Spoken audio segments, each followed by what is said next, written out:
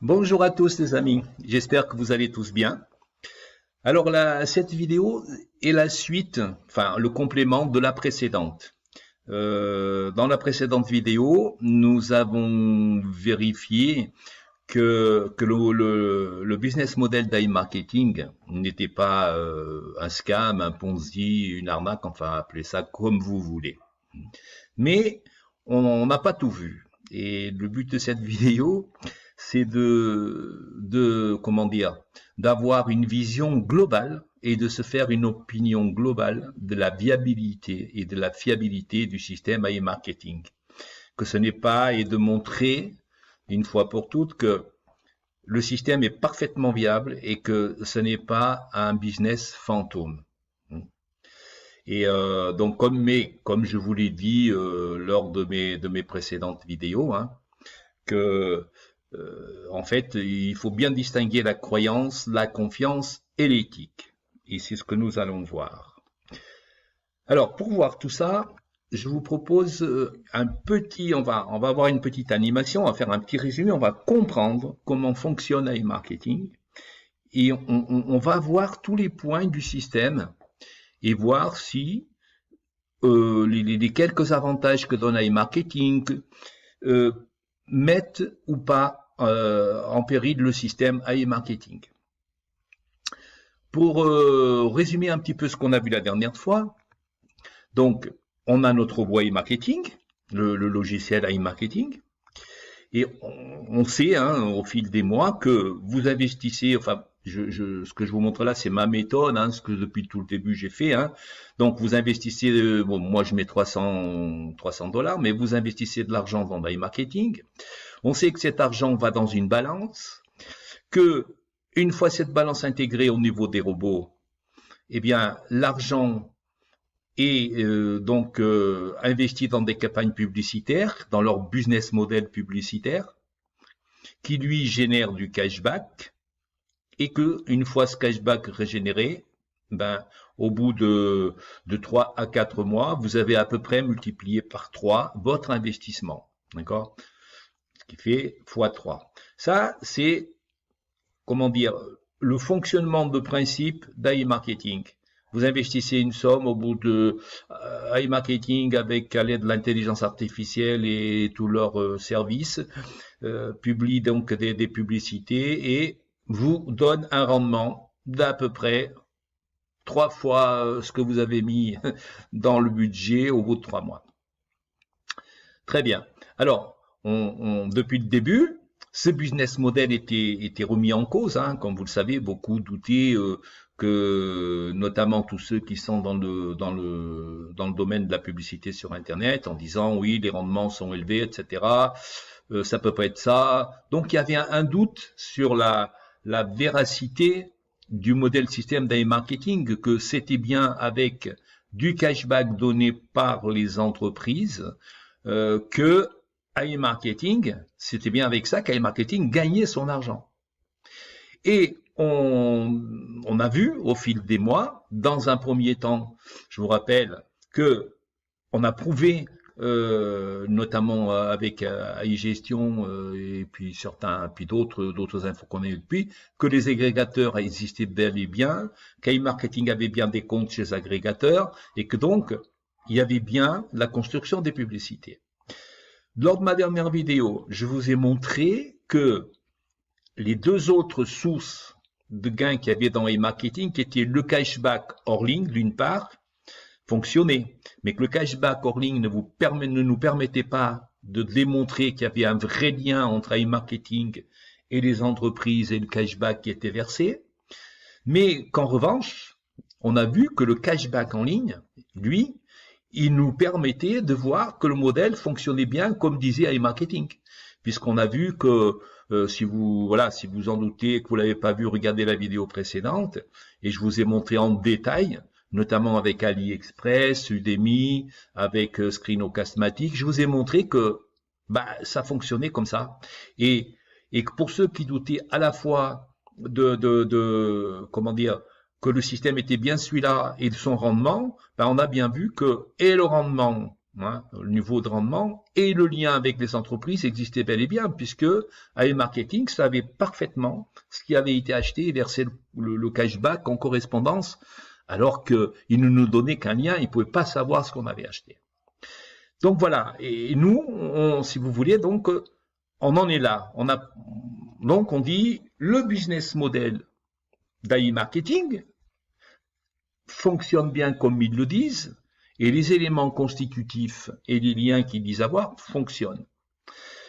Et ce qu'on va voir aujourd'hui, c'est le doute sur l'autre pan d'AI Marketing qui est le MLM, c'est-à-dire, parce que depuis le début, on entend beaucoup de gens qui disent oui, c'est un Ponzi, c'est une arborescence de MLM et c'est l'argent des derniers qui finance les premiers, et tout ça est une arnaque, etc., etc. Alors, plutôt que d'être dans l'opinion et dans le dénigrement, on va essayer de comprendre comment ça fonctionne, et puis on va voir si c'est quelque chose, effectivement, qui met en danger l'entreprise ou pas, et si c'est quelque chose que l'entreprise peut parfaitement supporter. Donc, le MLM, alors, en gros, ça se passe comment? Indépendamment, donc, de tout ce que vous investissez ici dans vos robots, vous avez la possibilité, donc, de parrainer des filleuls. Et donc, le MLM, qui fonctionne avec INB, en gros, ce sont des filleuls, c'est-à-dire vous parrainez, vous parrainez des filleuls qui, en contrepartie, hein, vous donnent droit à un gain de parrainage. Alors, ce gain de parrainage, il y en a plusieurs. Le premier, c'est les gains issus des commissions, qui représentent 5%. Donc, quand un de vos parrains de premier niveau, si vous voulez investir de l'argent dans AI Marketing, ici au niveau de la balance, hein, par divers intermédiaires, par les moyens de paiement qu'il veut, vous touchez, si c'est un de premier niveau, vous touchez au minimum, vous touchez pas au minimum, vous touchez 5%. D'accord? Donc ça, c'est les premiers gains. Et ces gains vous sont versés sous forme de cashback. Après, une fois que vous avez ce gain, soit vous le réinvestissez, soit vous le retirez, bon, voilà. Mais vous gagnez 5%. Le deuxième revenu issu des parrainages, ce sont les PRTN. Et les PRTN, ils varient entre 0 et 15%. C'est-à-dire, et ça, vous allez les toucher au niveau d'INB. Hein. 0 et 15%. Pourquoi? Parce que je vous rappelle que en fonction de votre statut au niveau qui dépend de votre chiffre d'affaires, hein, au niveau des INB, bah, vous allez avoir entre 5 et vous pouvez au maximum avoir jusqu'à 15% de PRTN. D'accord? Et ensuite, bah, vous toucherez ce pourcentage de la part de tous vos filleuls de premier niveau. Mais les filleuls de deuxième ou troisième niveau, bah, le pourcentage que vous allez toucher, c'est la différence entre vous et leurs parrains. Donc, c'est 15% ou 10%, enfin 15 non, puisque 15 il faut déjà être assez haut, hein. Mais disons que voilà, le pourcentage que vous avez, le maximum est des filleuls de votre premier niveau. Et ces PRTN que vous allez toucher, vous pouvez donc je vais un peu vite, vous pouvez soit les réinjecter ici au niveau de votre cashback, soit directement les retirer comme des gains de parrainage, comme vous retirez le cashback. D'accord? L'autre aspect du parrainage et du MLM, c'est qu'on a la possibilité, en fonction de son chiffre d'affaires, de toucher des primes. Toucher des primes. Et ces primes peuvent être assez élevées, hein, on verra en détail. Mais pour toucher ces primes, vous devez avoir le nombre d'NBO correspondant au montant de la prime. Donc, $1 pour un NBO. Donc, il faut aller sur INB Exchange et acheter les NBO correspondants. Et quand vous avez les NBO, donc, vous pouvez utiliser vos primes. Mais vos primes, vous ne pourrez pas les toucher. Vos primes, elles sont obligatoirement réinvesties dans la balance. C'est pas de l'argent que vous allez retirer. D'accord? Ce qui fait que, au maximum, on gagne de parrainage. Entre les commissions et les PRTN, le gain maximum que vous pouvez faire, c'est entre 10 et 20% selon votre statut. D'accord? Or, un commissionnage de 20% sur un business quelconque, c'est tout à fait normal. C'est-à-dire que moi, par expérience, je vois par exemple, je vois que sur des parrainages, sur de l'affiliation, sur des biens immatériels comme des logiciels, comme des formations, des choses comme ça. Moi, il n'est pas rare de voir dans Shopify ou dans des trucs un peu comme ça qui font de l'affiliation, de voir des gains d'affiliation qui sont entre 30 et 50% de commission. Donc, un commissionnage entre 10 et 20%, ça ne met pas du tout en péril un e-marketing. Pas du tout. Sachant qu'en plus, cet argent-là va faire des petits à 50% par mois et va encore rapporter. Donc, le commissionnage pur est tout à fait raisonnable et il n'est pas du tout en péril de l'entreprise. Concernant les primes maintenant,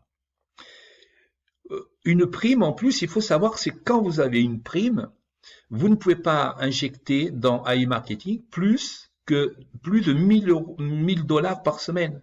Avant, c'était 500 et je crois que maintenant, ils sont passés à 1000. Alors, pour vous donner une idée, imaginez que si vous avez une prime de 150 000 dollars, parce qu'il y en a qui en sont là, hein, 150 000, hein, c'est énorme, hein, mais bon, mais même, pour pouvoir utiliser toute votre prime, il vous faut 3 ans. Parce qu'à 1000 dollars la semaine, vous imaginez, hein, il vous faut 150 semaines. Vous voyez, ce qui fait à peu près 3 ans.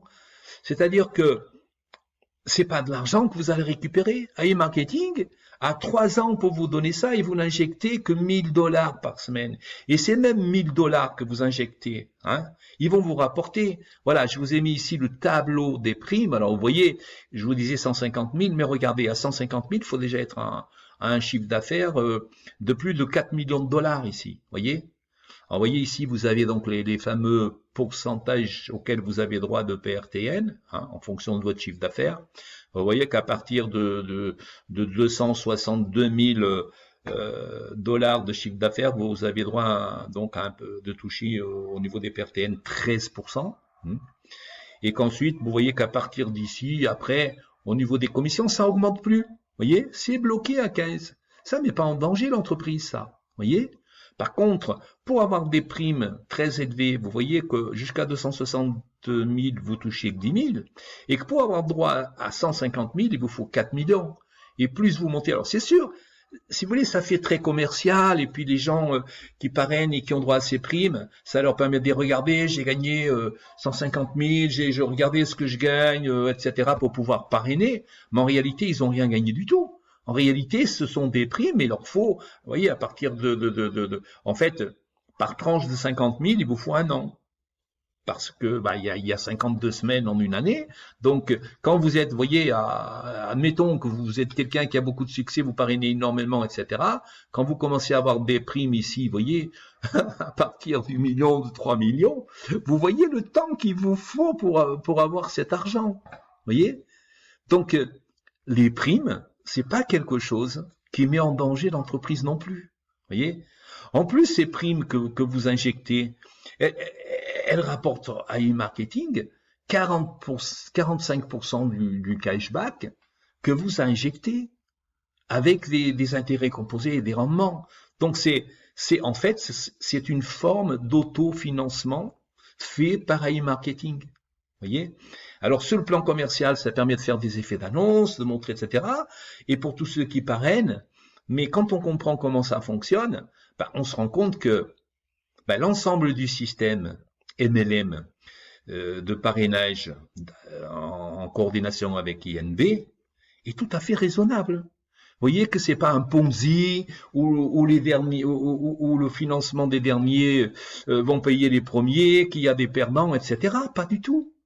Vous voyez, c'est quelque chose même de tout à fait raisonnable. Ce qui fait que quand on regarde ici maintenant l'ensemble du système, hein, on se rend compte donc que leur business model est réel et correspond à ce qu'ils disent. On voit avec le cashback en ligne qu'il y a un véritable lien et que les rendements annoncés correspondent bien à ceux que les entreprises donnent.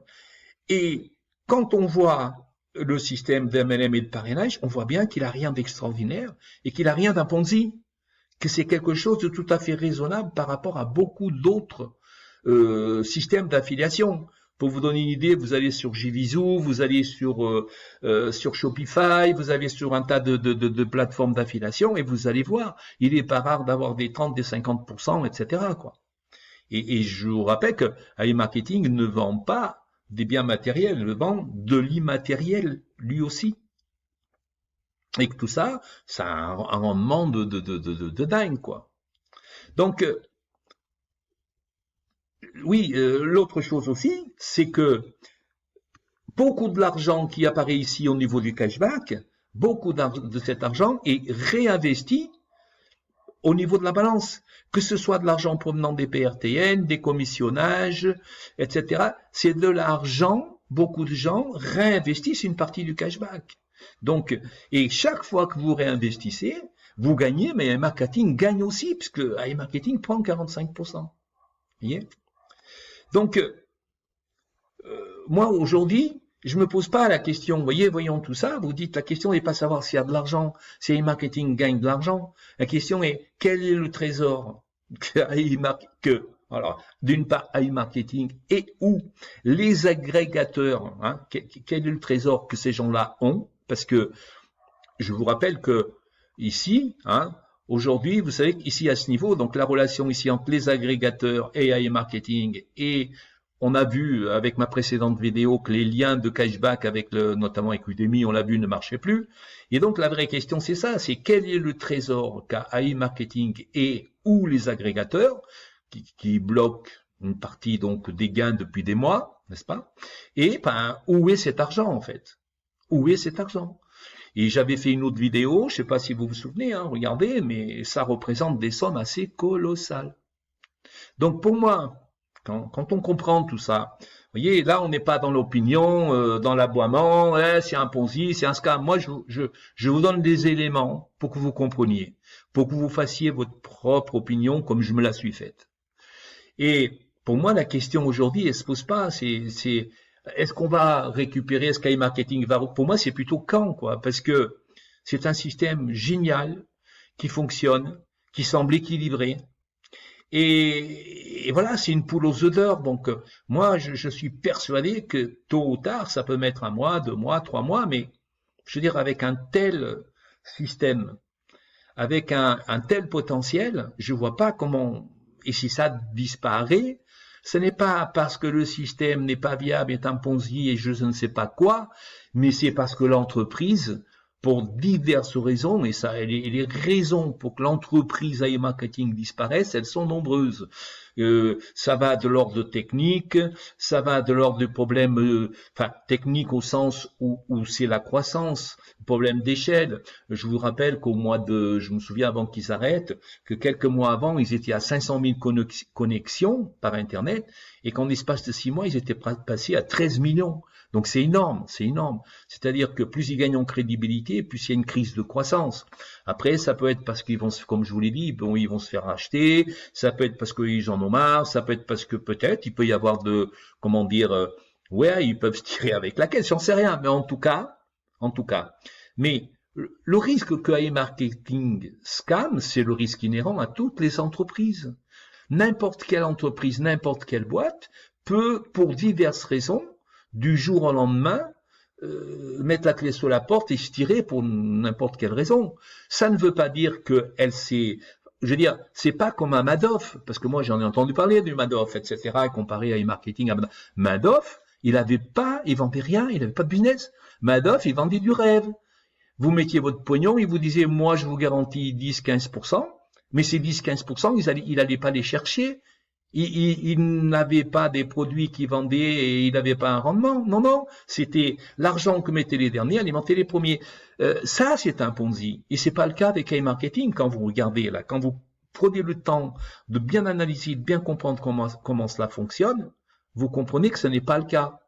Et que ça n'a rien à voir avec ce que vous disent tous les pseudo-enquêteurs en herbe, tous les gens bien intentionnés, etc. Enfin bon, je cite pas de nom, mais voilà, vous m'aurez compris. Donc voilà ce que je voulais vous montrer. Et là, vous avez la vision globale. Et vous avez tous les éléments pour vous faire votre propre avis et votre propre jugement. Alors pour terminer sur une note d'humour, bon, une fois que je vous ai montré tout ça, j'avais envie un petit peu de vous poser la question, on dirait vous, de quel côté est-ce que vous êtes? Est-ce que vous êtes du côté de ceux qui aboient depuis des mois et qui crient au scam et au Ponzi, et Dieu sait qu'il y en a, notamment comme je vous l'ai dit, certaines chaînes spécialisées, moi je vois les commentaires, etc. Bon voilà, c'est facile d'aboyer sans aucune argumentation. Est-ce que vous êtes du côté de ceux qui sont inquiets, qui vivent tout ça comme un cauchemar parce qu'ils sont surinvestis et pour un tas d'autres raisons? Est-ce que vous êtes du côté des caliméros qui ont investi 100 dollars et puis qui se plaignent parce que e-marketing c'est une arnaque et que voilà ils sont pas sérieux, etc. Enfin, on investit à 50% de rendement par mois et on voudrait qu'en même temps e-marketing je sais pas, vous fasse un contrat et vous assure que vous allez bien toucher. Enfin, on voudrait investir peu, gagner beaucoup et avoir une assurance et n'avoir aucun risque en fait. Voilà. Les caliméros, j'en ai vu beaucoup, tant au niveau des YouTube que des canaux Telegram, etc. Enfin, il y en a un peu de partout.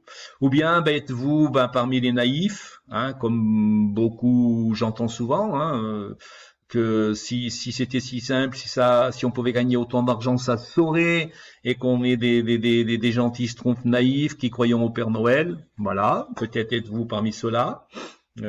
Comme je le suis, hein, puisque j'ai déjà entendu ça. Hein. Êtes-vous ou serez-vous du côté des pleureurs? Alors, des pleureurs, il y en a, moi j'en entends tous les jours, hein. Des pleureurs, marketing, c'est une arnaque, leur a volé leur argent. Alors il y en a même qui se sont endettés à la banque et qui ont investi de manière pas raisonnable du tout, et puis qu'aujourd'hui ils pleurent et marketing, etc. Enfin bref. Ou alors serez-vous des futurs pleureurs de demain? Ceux qui aboient, qui crient au scam et qui n'ont pas rien mis, même pas un petit copec au niveau des marketing, étant sûrs et certains d'avoir raison et que seuls détenaient la vérité et qui finiraient par avoir raison et que peut-être demain ils seront dans le camp des pleureurs si AI Marketing revient et qu'ils vont voir ceux qui étaient parmi tous les camps des inquiets, des naïfs, des caliméros, peut-être enfin retrouver le retour de quelques bénéfices et ils se retrouveront demain parmi les pleureurs, donc ceux-là. Hein. Puis enfin, peut-être, hein, je sais pas, que ce que j'espère, êtes-vous comme ce que j'espère à beaucoup d'entre vous, être plutôt parmi les rieurs et qui à terme pourront peut-être bientôt dire rira bien qui rira le dernier et ils auront eu raison de rester optimistes et de croire et de croire en e-marketing et surtout d'avoir un regard sur e-marketing objectif d'analyse en étant conscient que si l'entreprise vient à disparaître, c'est pas forcément, en tout cas, je vois mal comment ça peut être parce que le business c'est un business fantôme où on n'est pas rentable et qui sont des promesses complètement intenables, mais uniquement pour d'autres, comme je vous l'ai dit, pour d'autres raisons. Voilà, je sais pas, l'avenir nous le dira. Personnellement, j'espère toujours être du côté des rieurs. On verra, l'avenir nous le dira. Et j'espère même qu'on sera assez bientôt, comme je vous l'ai dit, c'est ma conviction. Après, ça peut se calmer, ils peuvent en avoir marre, ils peuvent se tirer, ils peuvent être rachetés, ils peuvent avoir des ennuis juridiques, ils peuvent ne pas pouvoir faire face à la croissance et alors qu'il y a un regain de crédibilité. Il y a tout un tas de raisons qui font. Mais en tout cas, c'est pas parce que c'est un mauvais business ou que c'est un business mensonger, de mon point de vue. Voilà. Bon, écoutez, je crois que je vous ai tout dit cette fois-ci. Je crois que vous avez tous les éléments pour pouvoir, vous faire votre propre avis. Hein. Continuer à être responsable, à investir de façon raisonnable. Et si AI Marketing revient, continuez, n'oubliez pas à retirer un petit peu d'argent. Mettez-vous vite au risque zéro. Hein. N'écoutez pas forcément tout ce qu'on vous dit et aussi ce que je vous dis, je veux dire les yeux fermés. Moi, je suis pas un conseiller financier. Je vous fais juste part de ma vision d'AI Marketing, de ce que j'en pense. Voilà, n'hésitez pas voilà, à commenter, à liker, ça me fera avancer. Je vous conseille aussi, je vais vous faire quelques vidéos sur DJU encore parce que ça avance bien et je vous assure que ça vaut la peine. Et ouais, si vous avez quelques gains sur e-marketing que vous voulez vous diversifier, je vous assure que DJU, d'ici la fin de l'année, ce sera une sacrée bonne surprise. Voilà, croyez-moi, je n'ai pas l'habitude de vous raconter des salades, ni de vous induire dans des trucs complètement